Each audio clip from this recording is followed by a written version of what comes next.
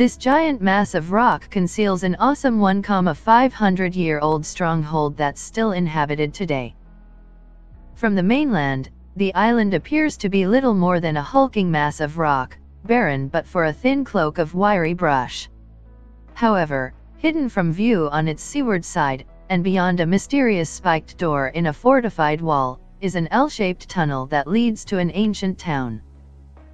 Once called a ship of stone by the popular Greek poet Ioannis Ritsos, the island is located in the Aegean Sea off the southeast coast of the Peloponnese, a large, four-fingered peninsula in southern Greece. And though it may appear to be lifeless, this island has actually been continuously inhabited for around 1,500 years. Formerly part of the mainland, the island was forged by an earthquake in 375 AD. With a rocky, tabletop plateau at its peak, its sheer walls climb to a height of around 330 feet, offering a commanding vantage point. Its width is just under 1,000 feet wide, while its length is around 3,300 feet. But despite its diminutive proportions, this seemingly desolate isle once supported a 40,000 strong population.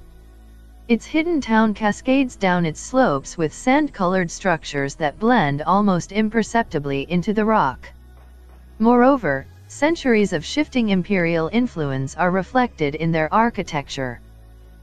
Today, the island is home to just 12 permanent residents. By contrast, the modern village of Gafraya on the mainland, which is connected to the island by a causeway built in 1971, is a growing tourism hub. Year by year, too, this little island off the Peloponnese is gaining international acclaim.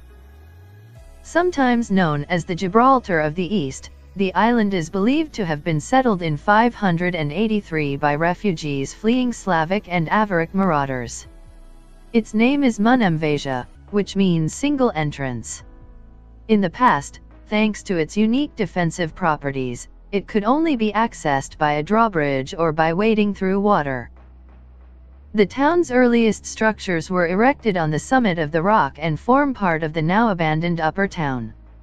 At the highest point of the island, meanwhile, stands the crumbling 12th century Byzantine church of Hagia Sophia, complete with marble reliefs. Over the centuries, the town expanded down the hillside to nestle in an enclave by the water. Starting in the 10th century, Munamvasia successfully evolved into a major city and prized Byzantine trade hub, its port receiving ships from Constantinople and other thriving medieval cities. For centuries, Munamvasia thrived under Byzantine rule. Indeed, the town was so well defended that it did not crumble under Arab and Norman invasion attempts in 1147.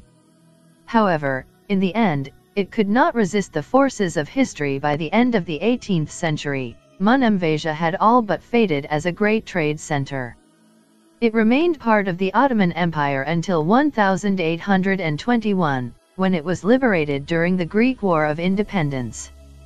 Sadly, the Nazi occupation of World War II, and the ensuing Greek Civil War, caused the island's population to plummet. The town lay largely ruined for decades. But then, starting in 1967, a couple called Alexandros and Haris Kaligas began restoring its historic properties. So far they have resurrected half of the Munamvasia's 160 structures, which in 1980 earned them a Europa Nostra Cultural Medal. Today, Munamvasia is being rediscovered by international travelers. Starting with Orthodox Easter in the spring, the tourist season pulls crowds as late as October.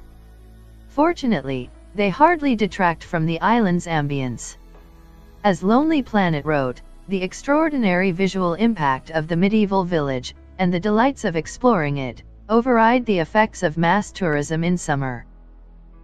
Punctuated with a warren of cobblestone streets and stairways, the island's achingly romantic lower town focuses on a central square and the 13th century Cathedral of Christos Elkomenos. Nearby, the striking domed Basilica of the Virgin Myrtidiotis was built in the 17th century during the Venetian occupation. Beyond the main square, Rambling through stone archways and past blazing patches of flowering bougainvillea, the lower town meets the water at an ancient sea wall. Meanwhile, beyond the eastern gate, at the perimeter, a 19th-century lighthouse overlooks the Aegean from a rocky cliff edge. Naturally, the lower town features a handful of traditional taverns serving ouzo and fresh seafood in good measure.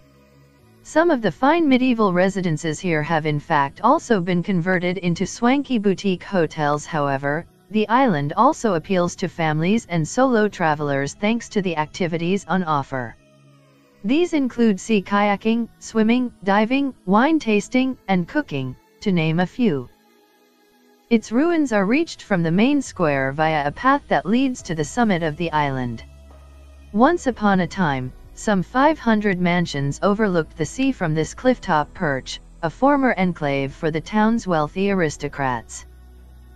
Still, the views are immense, and with enough imagination you can almost see the merchant ships anchored offshore, sails illuminated by the setting sun. Having witnessed centuries of drama and change, Inhabited claims an almost mythical grandeur. And as its reputation spreads, this tiny rock of an island is sure to see many more travelers.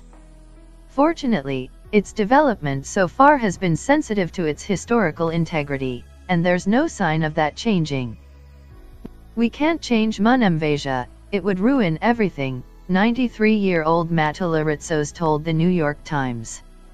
"We weren't supposed to last here, in isolation and cut into a cliff of rock. But here we are. Hundreds of years later, here we still are."